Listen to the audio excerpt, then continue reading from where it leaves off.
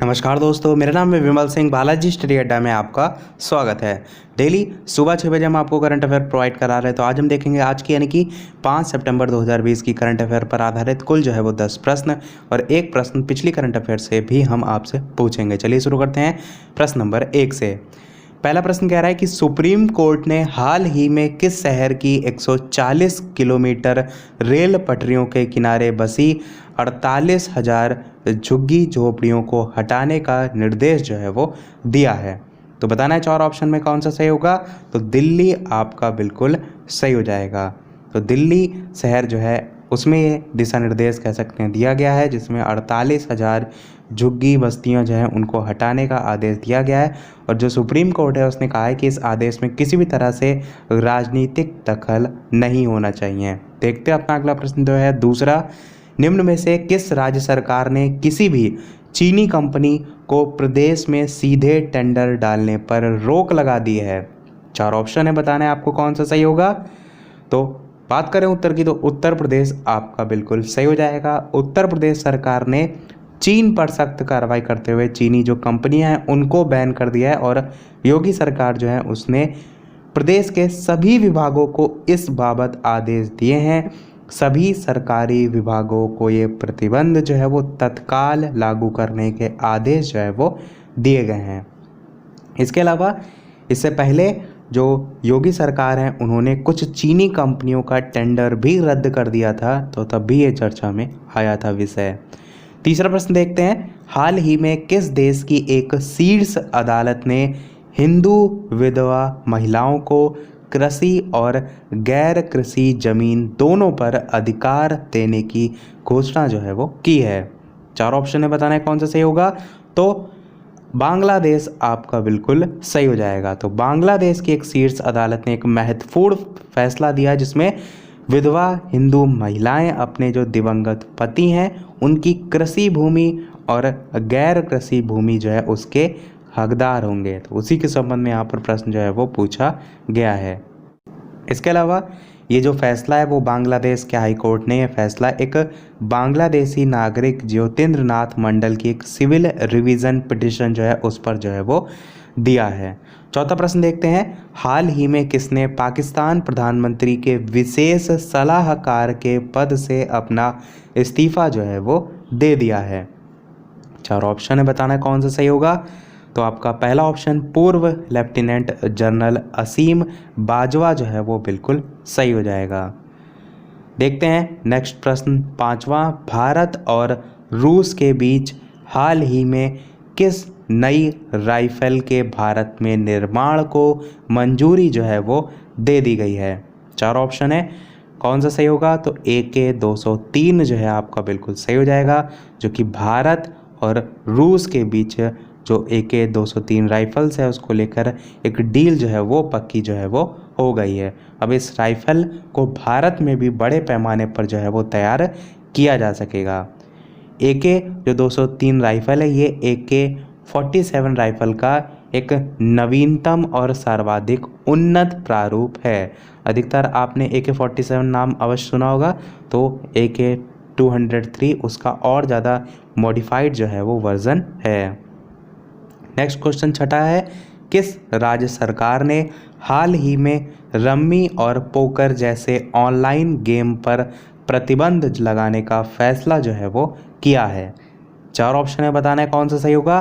तो आंध्र प्रदेश आपका बिल्कुल सही हो जाएगा। आंध्र प्रदेश सरकार ने जो है इन प्रकार के सभी ऑनलाइन जो गेम हैं उन पर प्रतिबंध लगाने का फैसला लिया है, जो कि युवाओं को गलत रास्ते पर कह सकते हैं धकेल रहे हैं।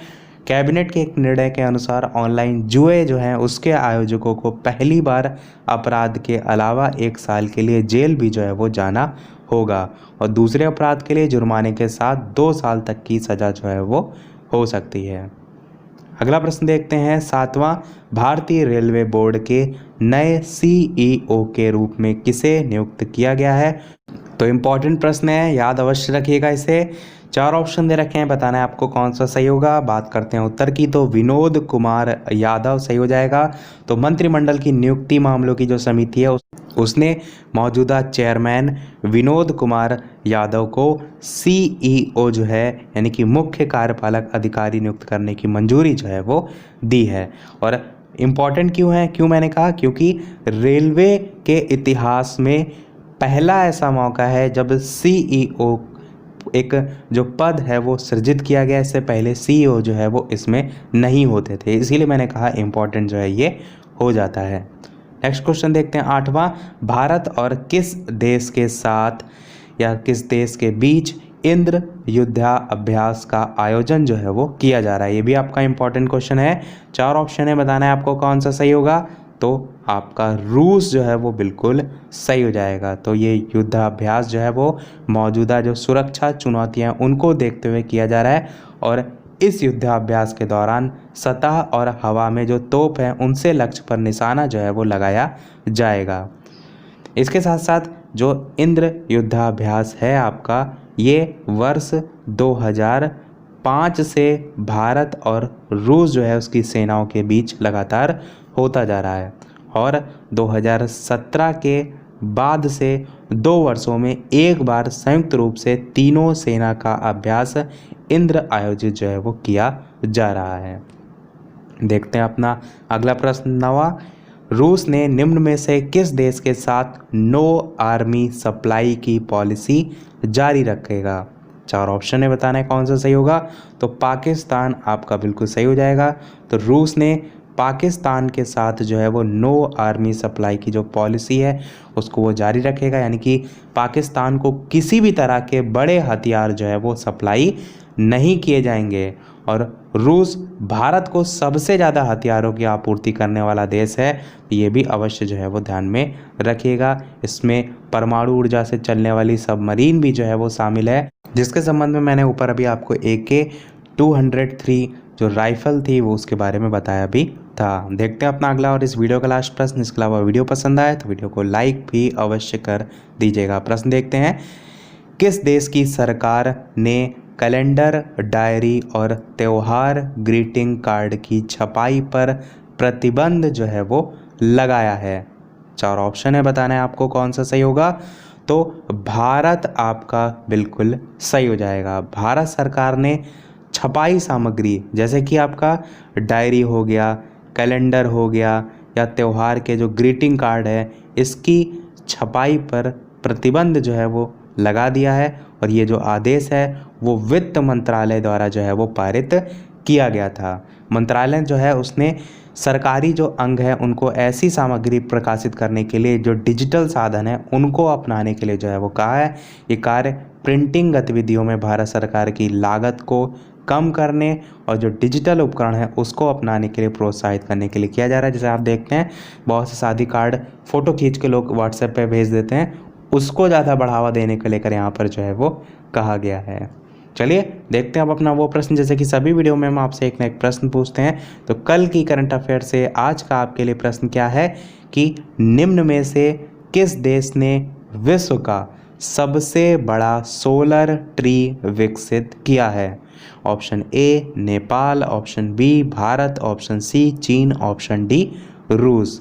तो ऑप्शन ABCD में से कौन सा सही होगा, अपना उत्तर वीडियो के मेन कमेंट में टाइप करके अवश्य बताइएगा। बात करते हैं कल की करंट अफेयर में पूछे गए प्रश्न के सही उत्तर की। तो आपका उत्तर ऑप्शन वहाँ पर जो डी वाला था, जिसका नाम था आपका राजीव कुमार, वो बिल्कुल जो है वो सही था। तो इसी के साथ हमारी आज की करंट अफेयर समाप्त होती है। आज वीडियो में इतना ही। वीडियो पसंद आया हो लाइक अवश्य कीजिएगा, नए हैं चैनल पर सब्सक्राइब जरूर कीजिएगा। चलिए मिलते हैं अगले वीडियो में नए टॉपिक के साथ, तब तक के लिए नमस्कार। Thank you for watching.